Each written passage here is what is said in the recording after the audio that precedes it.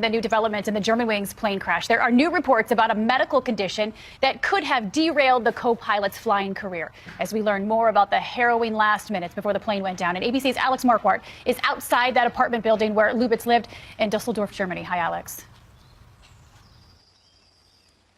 Hi, Paula. Good morning. We've learned this morning that the last medical checkup that Lubitz had with his airline was last year, but clearly it didn't uncover that mystery illness that authorities believe drove him to crash that plane. And this morning we're hearing more about those horrifying moments before the crash.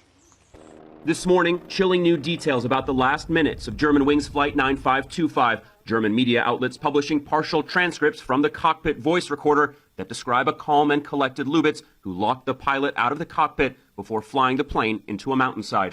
ABC News is working to confirm the details of the transcript, but according to German newspaper Bild, the first 20 minutes of the flight seemed normal. The captain saying he needed to go to the bathroom, Lubitz offering to take over. 26 minutes after takeoff, the captain leaves the cockpit after reaching a cruising altitude of 38,000 feet. 2 minutes later, the transcript says Lubitz puts the plane into a descent, reportedly heard breathing normally, which French prosecutors confirmed on Thursday. Then, air traffic control calls the cockpit and gets no response. The captain then allegedly heard yelling, "For God's sake, open the door," as violent blows are heard at the cockpit door. Around 10:37, warning messages blaring for the pilot to pull up. Lubitz says nothing. Then, the last sound heard, the passengers screaming, just before the moment of impact that killed all 150 people on board. We now know that Lubitz was hiding a medical condition from his bosses. German newspaper Die Welt reporting medication for a psychosomatic illness and evidence of severe depression were found in his apartment.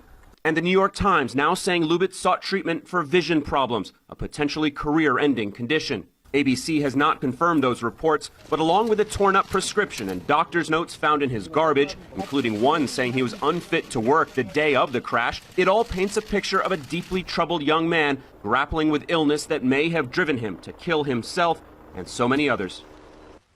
And a pilot who flew with Lubitz has come out and said he gave off a completely normal impression, that he talked about his hopes for a future with Lufthansa as a pilot. And that matches everything we've heard from people we've met who knew Lubitz, who said there were no red flags. So this morning, still so many unanswered questions.